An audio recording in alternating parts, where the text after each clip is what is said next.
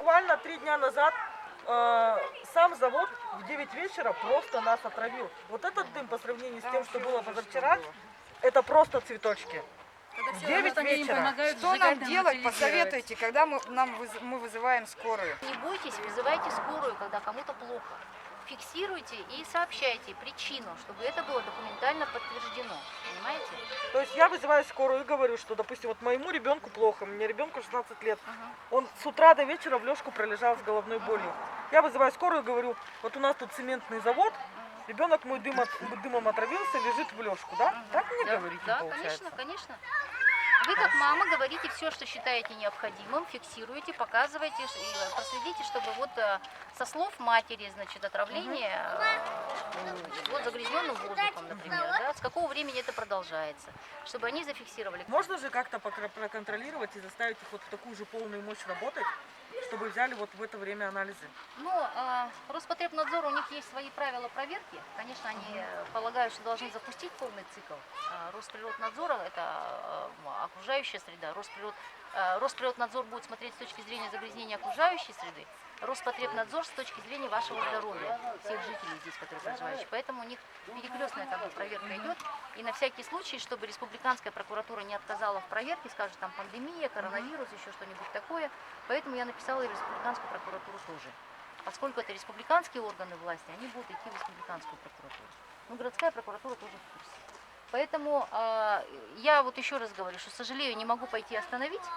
Вот, но давайте подождем проверки чуть-чуть, да, масочки носите, ну, как у нас немножко через маску. Ну, я понимаю, я сама там была, даже когда он стоял выключенный, было нехорошо. Когда приехали с Ардена Владимировна туда, вот, с уличной группой, сейчас собака, говорит, отпусти, молодая, говорит, идите отсюда. И напал на оператора, и, грубо говоря, на нас напал. Я ему угрозила, что мы сейчас вызовем полицию. Он говорит, да вызывай, я сейчас спущу на вас. Представляется, пошел. Прям открытым текстом Собак послал спустим, главу ну что администрации. Говорит, собак спущу, говорит.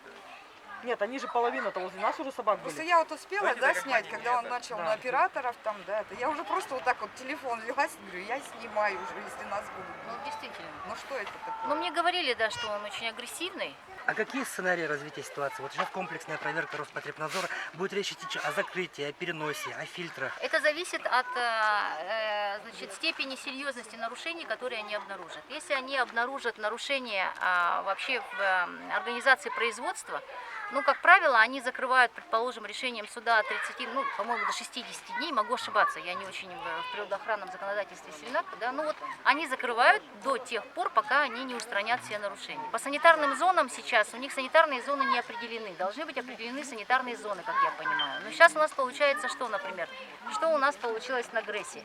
Значит, мы запретили строить автозаправку, потом выясняется, что санитарно-защитная зона заправки ровно под самой заправкой. То, что она стоит около жилого дома, вот как раз вот Якутия-Инфо этим вопросом занимались, вы расследовали, да, она ровно вот так вот. И сейчас вот может получиться, что санитарная зона тоже какая-то, она там небольшая, предположим, что теоретически он может здесь находиться, например, теоретически может находиться, но при этом есть нарушения такие.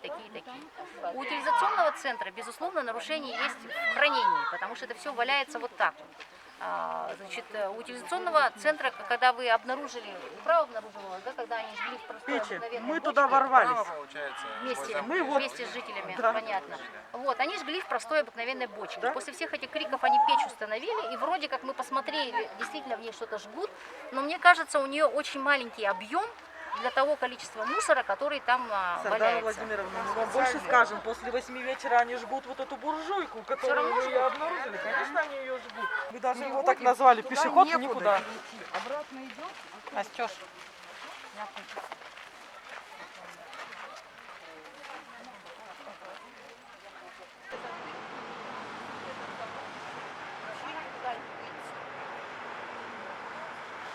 Да потому что уже все, уже состояние это уже критическое.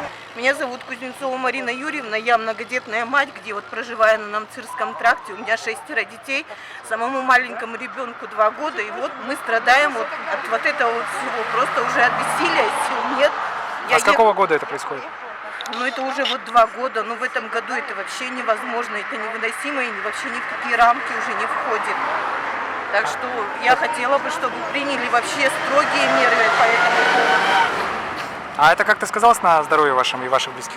Ну, конечно, я вот просидела на больничном целых сколько там получается, у меня 18 дней больничного листа, у меня болели ноги, болела голова сильно очень. Я сдала анализы, сказали, что у меня повышенная интоксикация непонятных веществ в организме, поэтому я не могла вообще работать. Сама работаю в Национальном центре медицины и детства, но приходилось сидеть на больничном, потому что невозможно. Я утром в 6:20 иду на остановку через вот этот дым, и вечером вот так вот то же самое возвращаюсь по этому же дыму. А что говорит сам владелец завода? Он вообще разговаривать не хочет, я когда к нему подходила, когда сильный дым был, он только матом выражается, больше разговаривать с людьми он не хочет.